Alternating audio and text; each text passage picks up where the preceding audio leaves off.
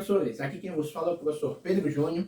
Estamos com mais um estudo para professores de jovens. Na ocasião, estudaremos a 10ª lição, que tem por título Jesus, o Bom Pastor.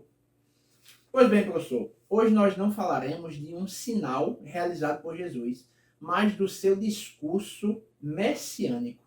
Ou seja, o próprio Jesus falou sobre a sua vinda maravilhosa aqui nessa terra e o que ele veio fazer, que foi salvar o mundo do juízo.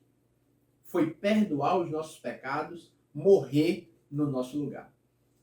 Por isso que o bom pastor, ele dá a vida pelas suas ovelhas. O texto principal nos diz: eu sou o bom pastor. O bom pastor dá a vida pelas ovelhas. João capítulo 10, versículo 11. O resumo da lição nos diz: como pastor, o Senhor Jesus Cristo não apenas protege o rebanho, mas dá a sua vida por ele. Nós temos 3 objetivos. O primeiro, apresentar o aprisco de Deus. E aqui, aprisco, é importante dizer aos nossos alunos que é a mesma coisa de redil, de curral, e numa linguagem metafórica é a igreja. Explicar que Jesus deu a sua vida por nós de forma voluntária é o nosso segundo objetivo. E o terceiro é esclarecer que existe um só rebanho. Você pode aproveitar e fazer um link com a lição passada da cura do cego de nascença, porque o homem curado que creu em Jesus representava todos os crentes que saíram do judaísmo para seguir Jesus, como ovelhas que seguem o seu pastor. Então, Jesus abriu seus olhos para que ele enxergasse de fato quem era Jesus e o que ele veio fazer no mundo. O texto bíblico para a aula de hoje se encontra no Evangelho de Jesus segundo escreveu João, capítulo 10, versículos do 11 ao 18. É importante que você faça essa leitura com seus alunos. A título de introdução, é importante explicarmos que esse texto trata-se de um sermão messiânico. É uma parábola contada por Jesus, onde ele é o pastor, o bom pastor. Existem ovelhas dentro do aprisco e existem ovelhas fora daquele aprisco a qual Jesus se referiu. As de dentro seriam os judeus, cristãos agora. E as ovelhas fora do aprisco seriam os gentios, nós que tivemos acesso ao trono da graça pela morte do Senhor Jesus Cristo na cruz do Calvário. Então essa parábola fala ainda da missão redentora de Jesus, tanto para judeus quanto para gentios, onde ele protege o seu rebanho, dando a sua própria vida por nós.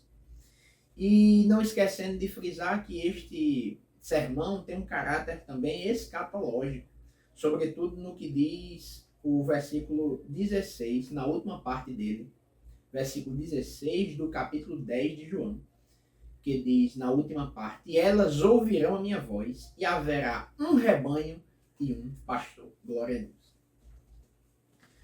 Essa lição está dividida em 3 tópicos. O tópico 1 tem por título o aprisco de Deus. Pois bem, professor, neste tópico nós queremos destacar algumas coisas importantes para você trazer na sua aula. Primeiro, é explicar aos alunos que no momento em que Jesus ministra esse sermão, a sua mensagem tem um endereço para a comunidade judaica, dentro daquele contexto em que estava acontecendo muita crueldade, roubo, pessoas mercenárias ocupando lugar de posição no clero judaico, mas eram falsos pastores, maus pastores. Como João, capítulo 10, versículo 8 e versículo 12 nos mostra. Então, primeiro de tudo, é importante nós mostrarmos esse cenário caótico no sistema religioso judaico. Então, Jesus agora, ao mesmo tempo que condena as práticas erradas dos líderes religiosos, que eram ladrões, salteadores, É só nós lembrarmos do exemplo de Jesus, ao entrar no templo, ver aqueles homens vendendo, trocando coisas no templo, e tudo aquilo tirando a principal tarefa do templo, que Jesus chama casa de oração. Então eles estavam agora dando espaço para comércio dentro da casa do Senhor, deixando em segundo plano a busca a Deus, por exemplo. Então, depois de explanar isso para os nossos alunos, é importante nós citarmos alguns exemplos de maus pastores. E pastores aqui, nós precisamos entender que representa também os reis de Israel, sobretudo no período monárquico. E nos dias de hoje, nós, enquanto professores, podemos ser um tipo de pastor mau ou bom. Coordenadores, dirigentes, os próprios pastores. Então, qualquer pessoa que exerça um cargo de liderança, que guie pessoas, que influencie pessoas no reino, precisa se conscientizar disso. Então, para ilustrar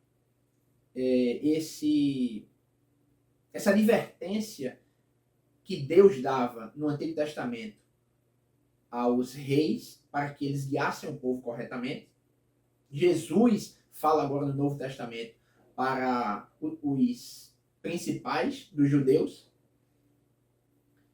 É importante que nós citemos nomes como Acabe, que permite a adoração a Baal dentro de Israel. Roboão, que prefere ouvir o conselho dos jovens e massacra mais o povo, causando a divisão das tribos. 10 no reino do norte, 2 no reino do sul. Jeorão, que foi um rei mau que preferiu seguir os passos de Acabe a seguir os passos de seu pai Josafá. Fazendo isso, professor, nós conseguimos ilustrar o que nós queremos dizer com esse tópico 1. E por fim, ainda dentro desse tópico, é importante nós frisarmos a postura de uma verdadeira ovelha.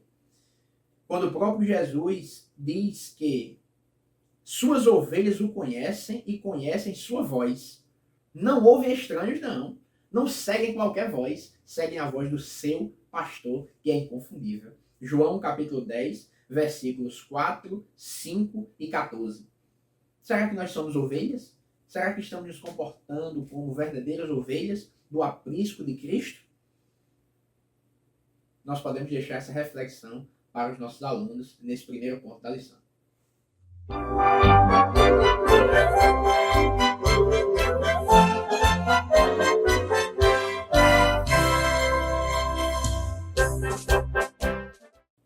Pois bem, professor, estamos com o segundo ponto da lição, que tem por título Dou a minha vida.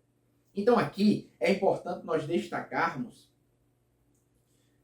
que, como diz o versículo 17 e 18 do capítulo 10 de João, o Pai me ama porque dou a minha vida para tornar a tomá-la. Ninguém a tira de mim, mas eu de mim mesmo a dou. É por isso que teologicamente é um pouco incoerente nós dizermos mataram Jesus. Não, não mataram Jesus. Porque nesta frase a ação está com quem mata. Eu vou lá, executo a ação de matar Jesus. Não. O coerente teologicamente é dizermos Jesus deu a sua vida. Porque a ação está nele. Ele deu. Porque se ele não der, ninguém consegue tirar. Glória a Jesus. Como nós vemos no capítulo 10 ainda de João, versículos 30 e 31. Quando quiseram apedrejar Jesus, procurando ocasião contra ele, versículo 39 e 40 do capítulo 10 vai nos dizer também que prendê-lo outra vez, tentaram prendê-lo outra vez, mas ele escapou de suas mãos e retirou-se outra vez. Porque ninguém tem o poder de matar Jesus. Quem já viu isso? Mas ele deu a sua vida. Glória a Deus. E ainda nesse ponto, professor, a lição sugere que você leve seus alunos para o texto de Filipenses, capítulo 2, onde tem uma descrição gloriosa da humilhação de Jesus. Ele, enquanto Deus, não usurpou continuar na sua glória total. Ele se esvazia da sua glória para vir ao mundo e cumprir a sua missão redentora. Glória a Jesus. Ele deixa de lado sua glória celestial, sua posição, sua riqueza, seus direitos, o uso de suas prerrogativas divinas, como está escrito em João, capítulo 5, 19, capítulo 8, versículo 28 e capítulo 14, versículo 10. Então, o Filho de Deus, o próprio Deus, veste pele humana, encarna e começa a viver uma vida comum, como eu e você. Meu Deus, que exemplo de humilhação. O bom pastor vem dar a vida pelas suas ovelhas. Então é o momento de refletir o quanto precisamos descer mais para chegar próximo ao nível de humildade de Jesus Cristo. Diferente de Lúcifer, né? Que quis ser igual a Deus, usurpar a glória de Deus. Jesus não. Ele se esvazia, deixando para nós o exemplo. Sobre isso eu quero ler um subsídio na nossa declaração de fé, na sua página 51. Porque mesmo Jesus se despindo de sua glória e vindo aqui, ele continua 100% homem e 100% Deus. Ele não é só Deus. Ele veio como homem. E olha o que a nossa declaração de fé diz. A humanidade de Cristo está unida à sua divindade, pois ele possui duas naturezas, e essa união mantém intactas as propriedades de cada natureza. O que está claramente expresso no seu nome é Emanuel, que traduzido quer dizer Deus conosco. A encarnação do Senhor Jesus fez-se necessária para satisfazer a justiça de Deus. O pecado entrou no mundo por um homem, Adão. Assim tinha de ser vencido também o pecado por um homem, Jesus. Em sua natureza humana, Jesus participou de nossa fraqueza física e emocional, mas não de nossa fraqueza moral e espiritual. Então é importante nós deixarmos claro para os nossos alunos. Jesus, 100% homem, mas 100% Deus também.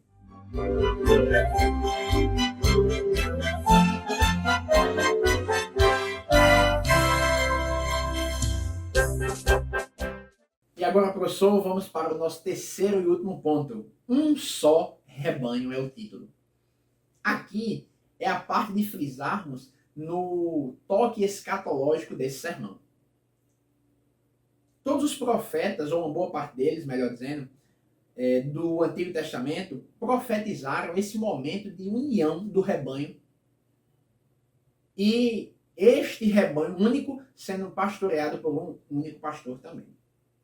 A lição nos traz o exemplo de Ezequiel, capítulo 34, versículo 23. Ezequiel 37, versículo 24, que eu vou ler.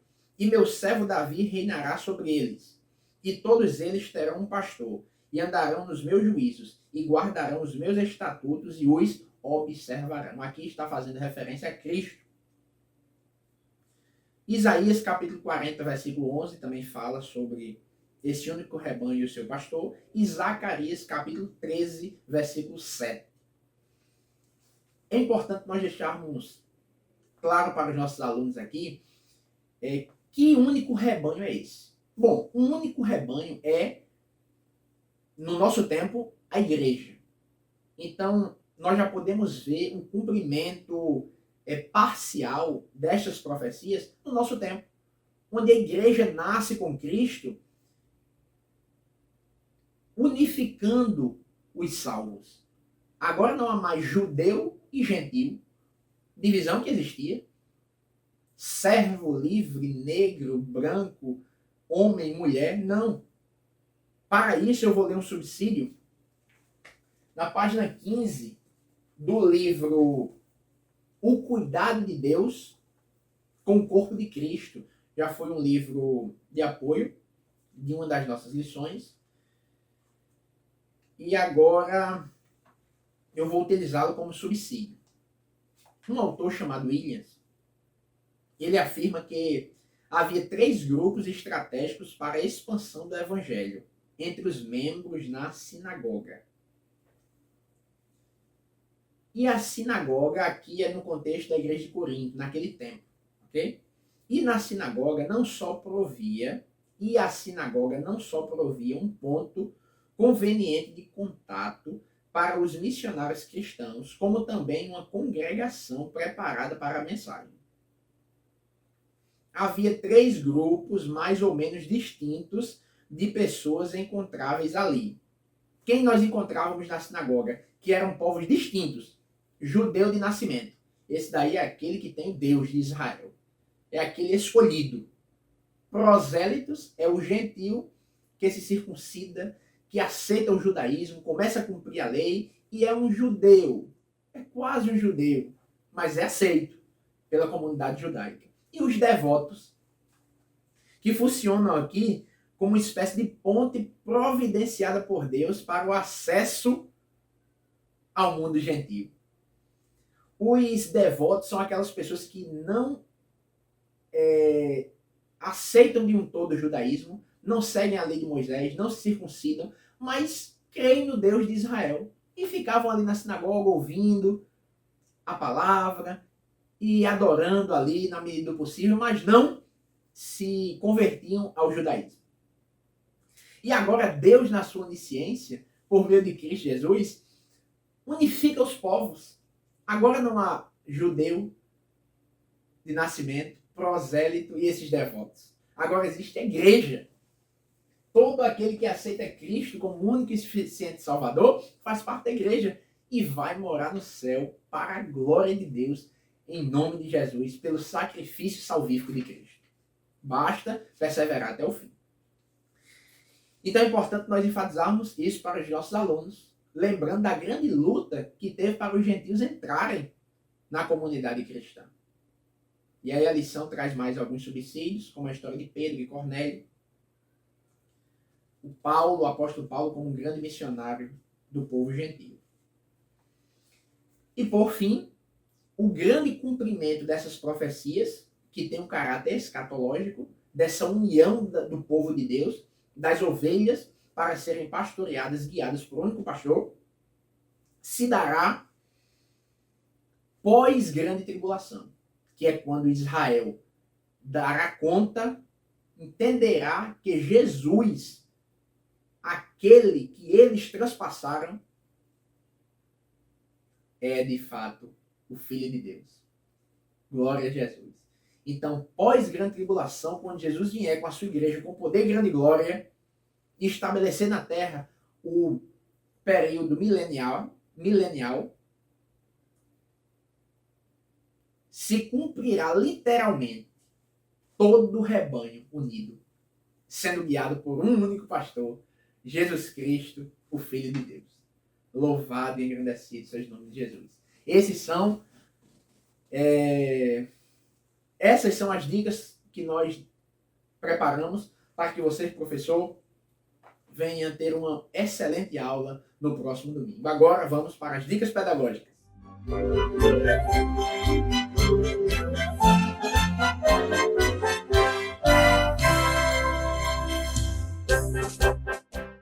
Olá, professores! Mais um momento de dicas pedagógicas. Hoje nós preparamos 4 dicas pedagógicas para você. Prestem muita atenção.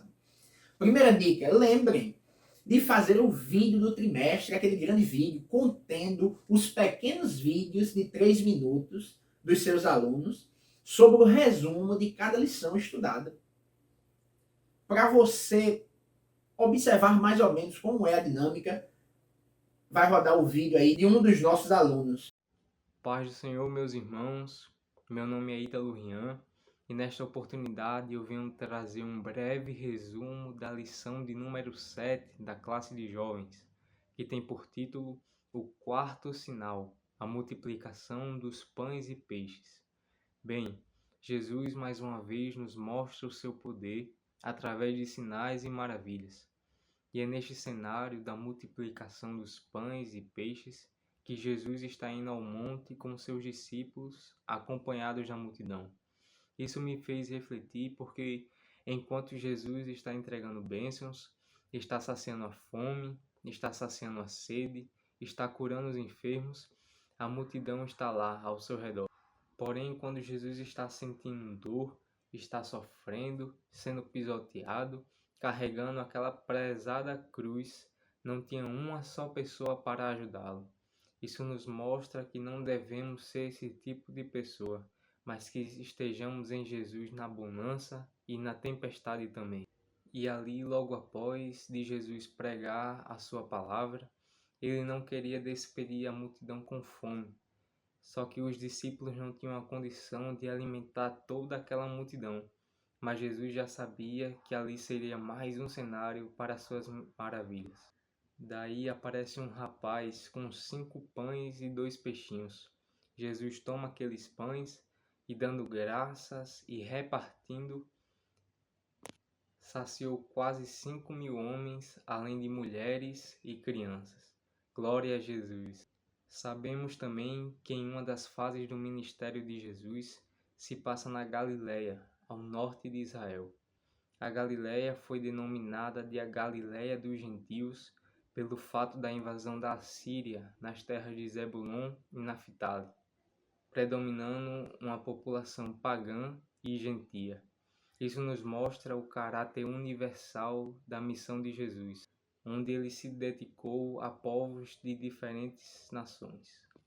Sabemos também que os sinais eram atrativos para a multidão, pois elas tinham a finalidade de atrair as pessoas até Cristo, para que pudessem ouvir sua palavra e crer nele. Muitos dos judeus não entenderam o real propósito de Cristo de revelar-se como Deus Salvador da humanidade, mas eles tinham interesse de vê-lo como o rei de Israel, em busca do fim do domínio romano. E este foi o nosso resumo, e desde já eu agradeço pela oportunidade. Olha aí, professor, que coisa linda, não é mesmo? Ver os nossos alunos participando ativamente do seu processo de ensino-aprendizagem. Então faça isso também na sua sala. Não fique de fora, vem participar dessa gincana que envolve todo o trimestre em nome de Jesus. Segunda dica pedagógica, professor, é a orientação trazida pela lição. A lição sugere que nós apresentemos para os nossos alunos um quadro, e é esse quadro aqui, ó, que eu imprimi, o quadro trazido na nossa lição. A terceira dica pedagógica, professor, é uma dinâmica para essa aula especificamente. Vejam bem, você vai precisar de uma venda. Vai pegar um pano, como esse aqui, vai vendar os olhos do seu aluno, e este aluno vendado será a ovelha. Você vai montar um cenário com obstáculos, uma cadeira, botar, não sei, qualquer coisa na frente e vai marcar um ponto de saída e um ponto de chegada. Esse aluno vendado, que representa a ovelha, não vai poder ver esse trajeto. Você vai organizar em algum canto na sua igreja com seus alunos, sem esse aluno vendado ver. Você escolherá outros 2 alunos, que serão os pastores. Então, eles vão guiar, enquanto pastores, a ovelha, que é o aluno vendado. Cada um em sua vez. Então, o primeiro pastor vai começar a guiar o aluno vendado, que é a ovelha. Agora, como vai guiar? Apenas falando direita, esquerda, para cima, para baixo, volta, avança, para. Só com indicações verbais do que ele precisa fazer. Não pode tocar, não pode carregar, é só falando. Porque a ovelha ouve a voz do seu pastor. Glória a Jesus. E assim descobriremos o bom pastor. Porque um certamente vai ter uma desenvoltura melhor. Vai falar de esquerda e direita e vai chegar a ovelha vai conseguir levar a ovelha, guiar a ovelha com tranquilidade, enquanto o outro pode fazer com que a ovelha bata nas cadeiras, caia. Isso não é um bom pastor, porque o bom pastor, ele dá até a vida pelas ovelhas, então ele vai guiar com bastante cautela, ok? Aí depois você senta, depois de rir um pouco, traga uma lição, essas lições, a partir dessa dinâmica. Muito importante. A ovelha, será que a ovelha ouviu bem a voz do seu pastor? Ou ele disse direita e ela foi para a esquerda? Será que o pastor guiou bem? Será que ele sinalizou bem onde estavam os perigos do caminho? Amém, professor? Qualquer dúvida, escreva nos comentários. Quarta e última dinâmica é para você que não conseguir fazer a dinâmica da ovelha e do pastor.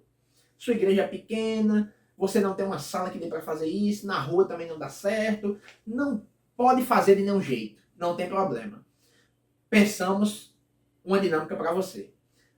Você vai fazer um círculo na sua sala e ler, junto com seus alunos, o Salmo 23. O Senhor é meu pastor, nada me faltará. E ler completamente o Salmo. E depois Ezequiel, capítulo 34, versículo do 1 ao 6. E aí vai refletir com seus alunos sobre as características do bom pastor e do mau pastor. É uma dinâmica excelente também, mais reflexiva, todo mundo sentadinho, quietinho no seu lugar, mas surtirá o mesmo efeito em nome de Jesus. Professor, que Deus lhe dê uma aula abençoada, um domingo excelente, que Deus continue te ajudando em tudo. Nós estamos à sua disposição, esperamos de verdade ter te ajudado de algum modo. Que Deus vos abençoe. Até a próxima semana, em nome de Jesus. Não esqueça de compartilhar o vídeo e deixar o seu like. Paz do Senhor!